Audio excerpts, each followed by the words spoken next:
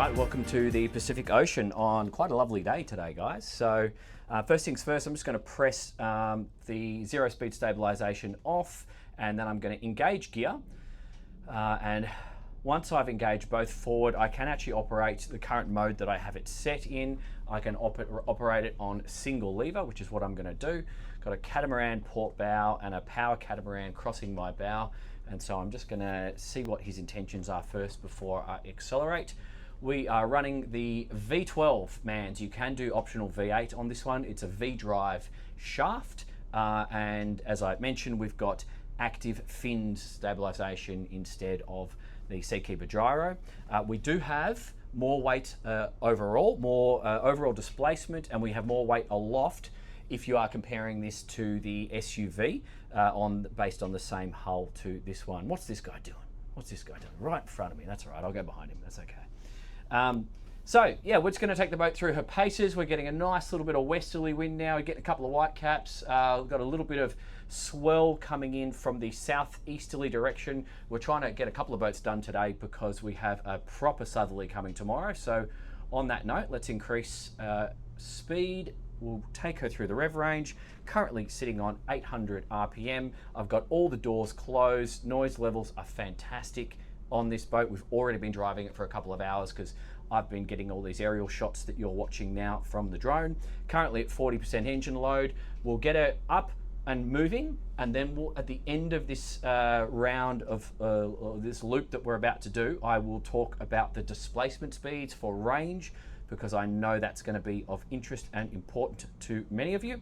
So coming up through 1100 RPM, we're actually just going to accelerate. Let's get the boat moving. You really need to make a decision when you're operating a vessel of this style to get on or stay off the plane, that you're not doing yourself any favors hanging around at 12, 13, 14 knots and just hanging your ass. You might as well get moving. I've got the both the active fins and then the interceptors on auto, so they are doing the work for me. I like to do that on many of these bigger boats because I want to keep headspace. I want to keep headspace open for my situational awareness. What do I mean by that? I don't want to have to be thinking about too many tasks. I don't want task saturation, which for most blokes, when we get to task saturation, we can't do anything else. Like the phone rings and people are talking at you and you kind of freeze up. So same thing can happen on a boat, and it's nice to just keep headspace free and clear to look out for whales, because there are some whales around today and we've heard them on the radio. I believe there's one in the Seaway. SeaWorld is trying to usher it out of the Seaway right now. So that's just one of the things you got to watch out for. Or if you're in Thailand, 60-gallon drums just floating about 2 inches below the waterline, which is something that happens. 20 knots SOG. I've got an engine load of 65%. I'm seeing 1700 RPM. Incredibly comfortable. I don't think you're going to see me standing up during this sea trial because it's just such a comfortable boat from these captain's chairs. But we'll see how we feel. And we'll increase the speed ever so slightly. I think 22, 23 would be nice. Okay, coming up from 16, 17, 1800 RPM. The stabilization is a real benefit on a boat with higher weight aloft like this. We tested it and we'll show you at the end of the video. When you are at rest, she will rock around more, so it's something to think about.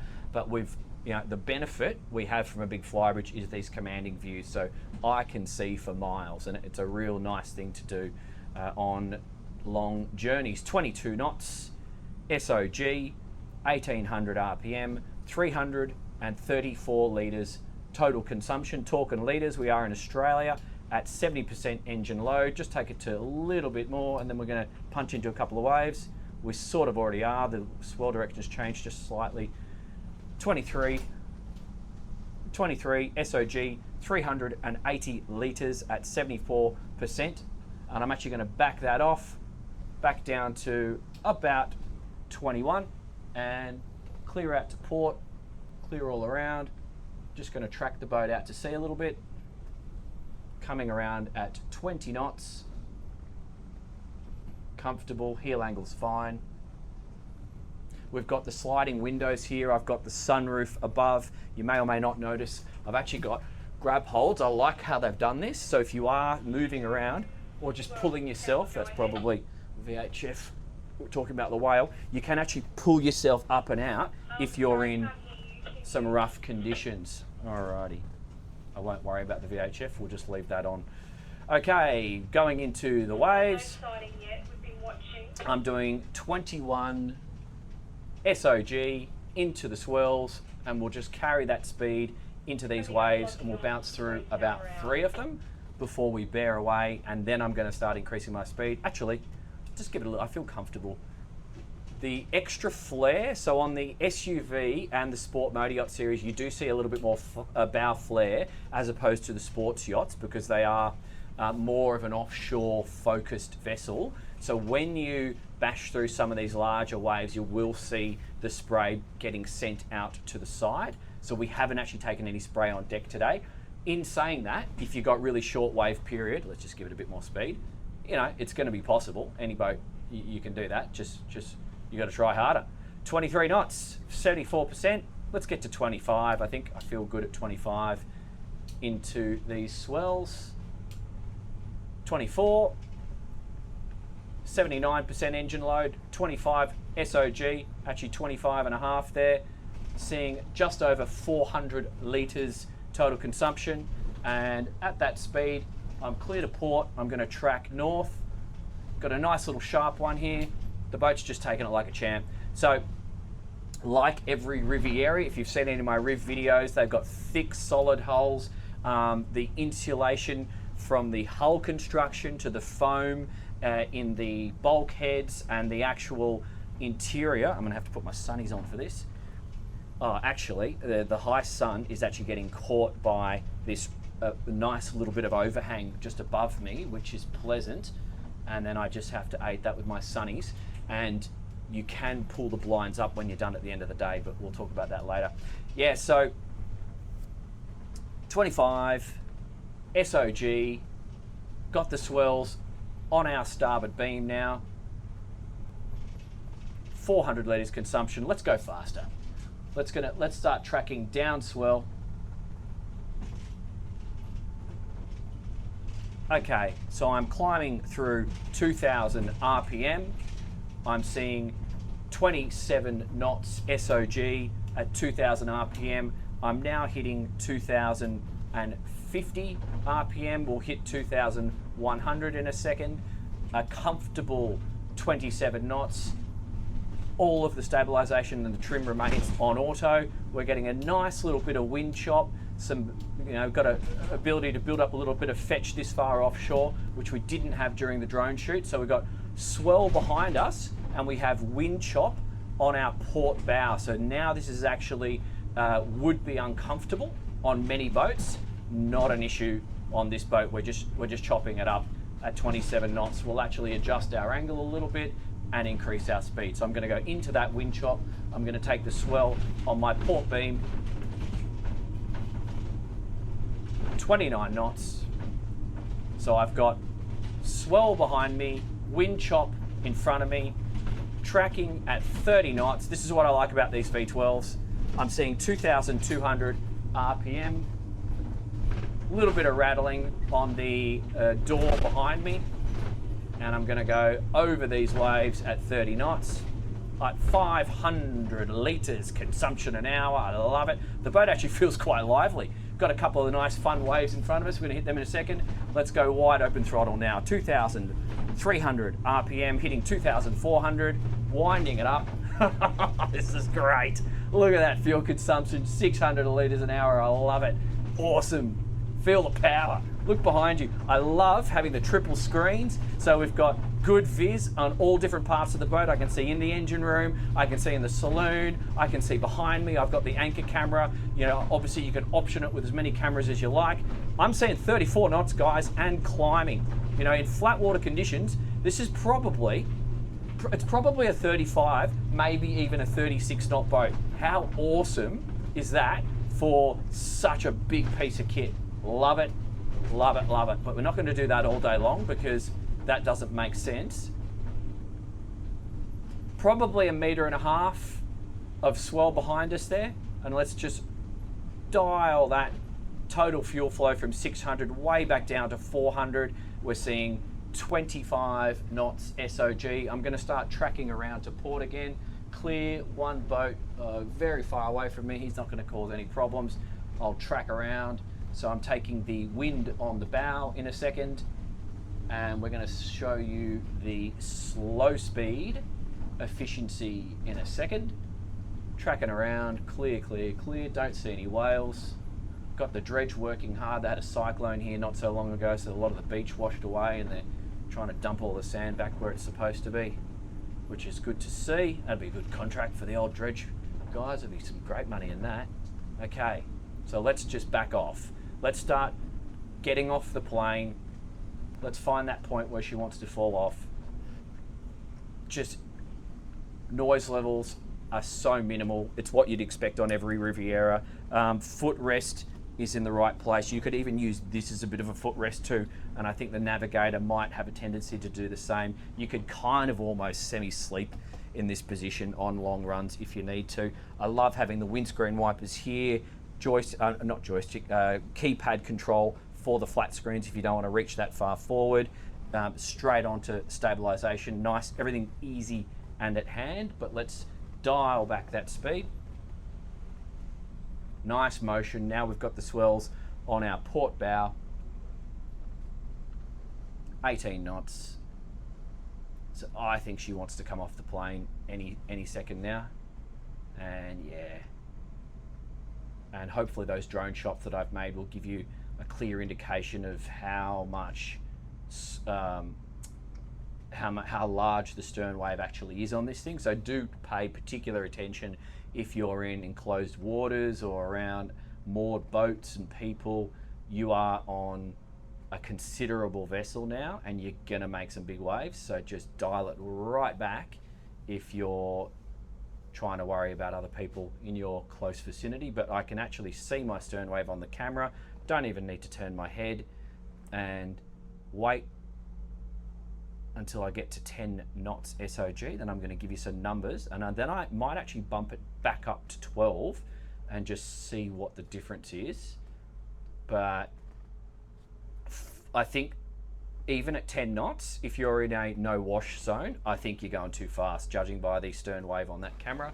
And I can actually just look over my shoulder and I can definitely see those waves cresting and breaking. So that would not be okay in a no wash zone. But out here in the ocean, 66 litres total at 10 knots SOG, comfortable, relaxing cruising. Let's just bump that up to 12. And at RPM, we were sitting on 900 RPM before I bumped it up. Now I'm at 1,000.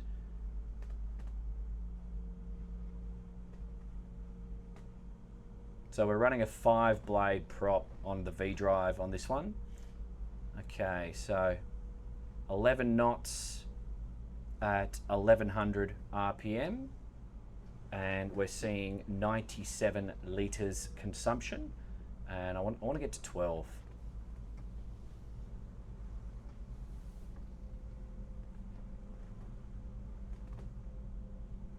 $11.5, coming through 127 and 1,200 RPM.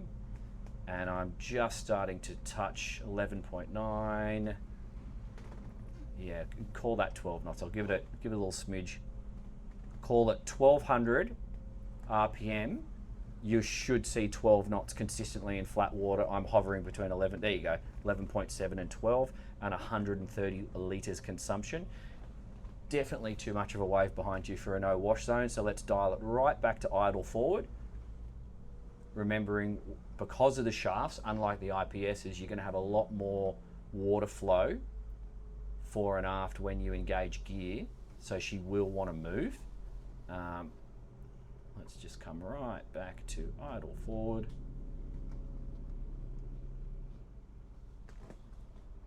Uh, 8 knots and dropping. 650 RPM. 7.3 knots. Looks like we're going to probably settle at about 7 knots. So don't go doing this in the marina. But the twin disc system on these boats with the joystick, and we've got 4 wing stations on this boat, 2 upper wing stations and 2 lower wing stations. It's finger touch control. It's so good. And if you're coming from a smaller boat, you're not going to have an issue. You will need to have a clear understanding of windage and what the wind is doing, because we are a higher boat and we've got a more surface area. But look at that, we're seeing 7.1 to 7.2 and then coming down to 7 knots with an 18 litre total fuel flow in idle forward. So for social boating, that's the speed. That's definitely not making any wash to offend other people.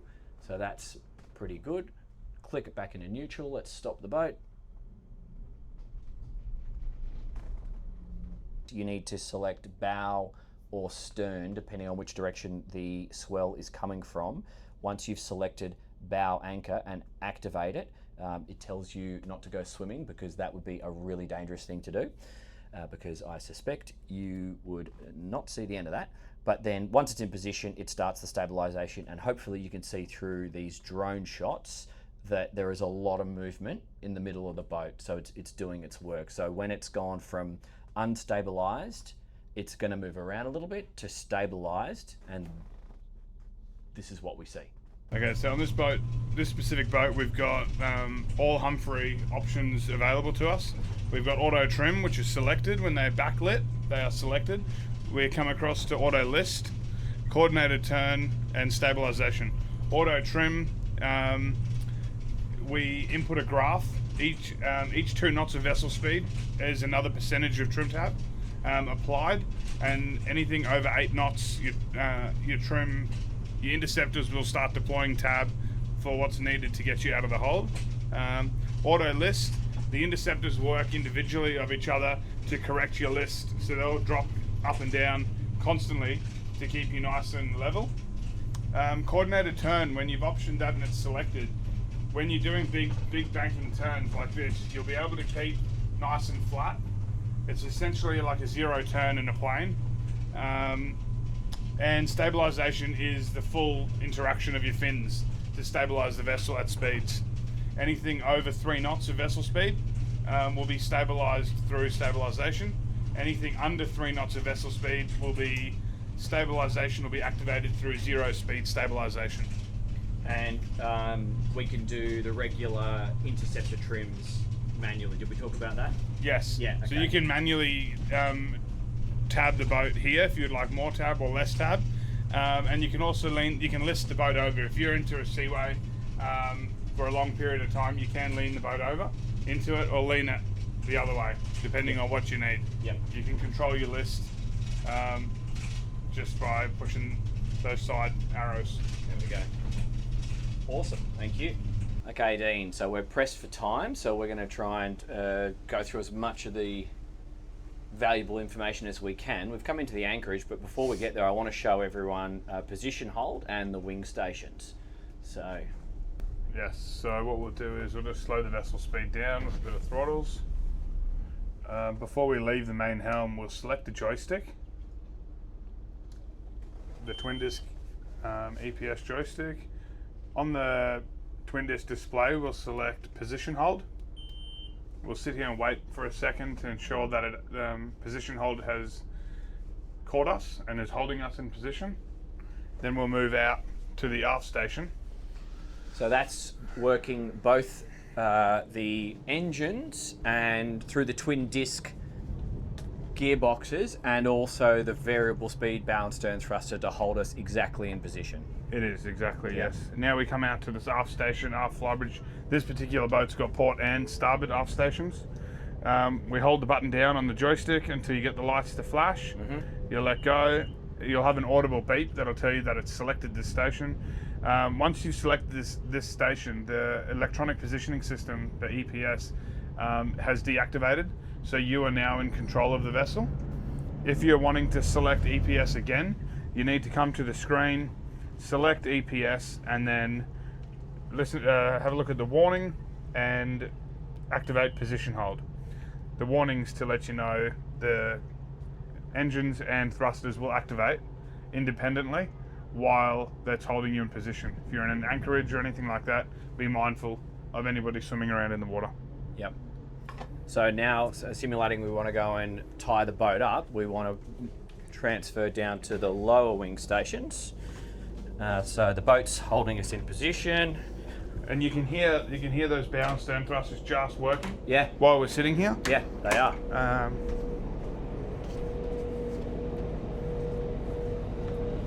So again, you come out to this aft station, hold the button down. Okay, so you'll have there's that the audible beep. You'll hear the thrusters stop working. Yep. And now you're in control of the vessel again. It's Yep. not holding us in position. Yep. So we can make some movements that we need. Now, if you wanted to swap from that wing station to this wing station, Yeah. same thing again, press the button. Yeah, so I can just push the button here, position hold. Yep. Position hold can only be activated when you have a twin disc screen Right. at the station. So that's So this this is a twin disc screen. Yeah, so this particular boat has 5 Yep. screens. Okay.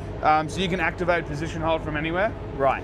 Um, So that's something to think about if you're speccing up a boat, if you want to have this feature. And so what we've just understood, you can't just leave the port lower wing station and walk to the starboard. You've actually got to take command at this wing station. yes. Yep, makes sense. Makes sense. All right, cool. Well, you need to drop the anchor, so let's just keep rolling and go straight into releasing the anchor. I'll go to the bow and take the safety off. Okay, I'll and then get the meet winch you up. ready. Yep. So I always put the safety on up. Well, basically, whenever we go fast, I never operate one of these vessels without it. Okay, so there we go. Let's take the pressure off, and that will allow me to drop the claw away. That's out of the way now, and so I'll.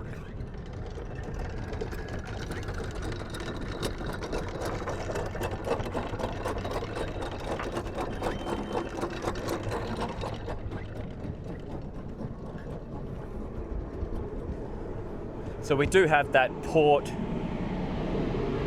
door downstairs, which if you are prepping yourself properly, you can actually open that door and then you are a quicker walk straight up to the flybridge.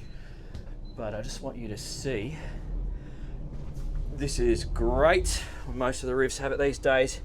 There's a camera, so we can see exactly what's happening with the anchor. Yeah, no problems.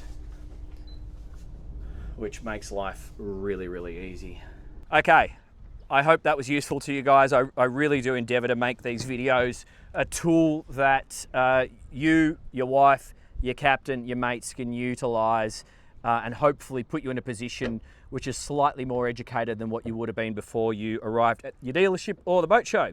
So I got my notes. We're going to talk about the performance feedback, the quality, and some competitors that you could consider if you're looking at a boat like this.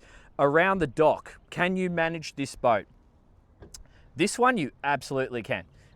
So with the 4 wing stations, 2 downstairs and 2 upstairs, and with the screen that allows you to activate station hold or position hold, it's totally doable. Would you drive a boat like this around the marina if you were totally new to boats? No. You really want to come at this thing with a little bit of experience, and if you are buying this as your first flybridge, make sure you employ a competent captain to give you a lot of training, because it's still a big thing with a bit of windage. But the way it's been designed with those twin discs and with the joystick operation, the hydraulic bow and stern thrusters that are variable speed and they run off both gearboxes, so even if you lost an engine, you're still going to have 50% power. It's a very maneuverable thing, and it's going to save a lot of people around the dock. So I absolutely love it. It's very, very good, and it's awesome. Also, having access from the bow, if you're operating, taking the safety off on the anchor and you've got to get back up to the flybridge, going straight through that side door here and up the stairs, that's nice. Offshore, well, she's lovely. As we just saw, she's a very comfortable boat. I think having the active fin Humphrey stabilization makes all the difference. If If you didn't have that, she might roll around a bit. So just make sure you got it. But it's a really commanding position up there. The length means that we are skipping from wave to wave, and the extra flare on the bow that you see on this range and the SUV keeps it predominantly dry in moderate conditions. So yeah, very, very nice. In short, she's powerful. This thing with the V12s, she's a fast boat, like low to mid 30s should you need. Would you get it with the V8s as opposed to the V12s? I would have a think about that. So just think where in the world you are and how you're going to operate the boat. I would suggest, and talk to your dealer, that markets like Australia and America would favour for the flybridge. I'm not talking about the sedan style SUVs. For the flybridge, the V12s would be logical, because you've got a lot of extra weight to add to the boat when you have a flybridge, so you should have more horsepower. I think that does make sense. Crew, how many crew do you need to operate this boat? Probably minimum, 2, skipper and a deckhand, because it's still a big thing. Can you operate it by yourself? You can definitely do that, but you just need to know what you're doing. Dean, behind the camera, he's very competent. He can operate this boat completely solo. If you've had some experience, it's fine. Don't do it if it's your first flybridge boat. Noise and comfort levels, fantastic. Really, really quiet, ultra quiet from up there on the flybridge. Same in the saloon down here. Eat up some miles, you're not going to be annoyed. There isn't, it's not sending a lot of audible noise or vibrations through the boat that you notice at idle or at speed. It's very, very comfortable. So good job there. Competition. It's a hard one, because Riviera does sort of sit in their own little bracket a little bit in some respects. You could probably look at the Grand Bank 62 Sky Lounge. Different boat, slightly different mission, but it might suit some of you and be worth the comparison. This is a weird one, but I'm putting it in anyway. It's the Nordhaven 625. I know they only do 8 or 9 knots, but very nice construction on the Nordhavens. You can put them alongside a Riviera, and for the mindset of someone who's having a life-changing adventure and you're going to go take off and go around the country, maybe 8 knots is fine for you. I like going fast because I am busy and I have lots of things to do in my life, but if you're different, that's fine for you. The other one, which I have tested on my channel, it's the Blue Game BGX 63. They're a nice boat, nicely built. Maybe not as suitable for full rugged circumnavigation of Australia solo operation, but if you're in the Mediterranean and you've got a different holiday in mind, or if your retirement adventure looks more like Sydney, Gold Coast, Melbourne, well, maybe that's you. So yeah, go and do your own homework, do your own research. I genuinely hope this video was of some value to you. Please jump in the comments and let me know what boat you have now, and please let me know what boat you are comparing this with, because it helps me plan and project my future filming, because I'm trying to make all this make sense for you guys. Do subscribe. I'll pop a competing boat up on the screen right now. Love you lots, coming from Queensland. See you next time, guys.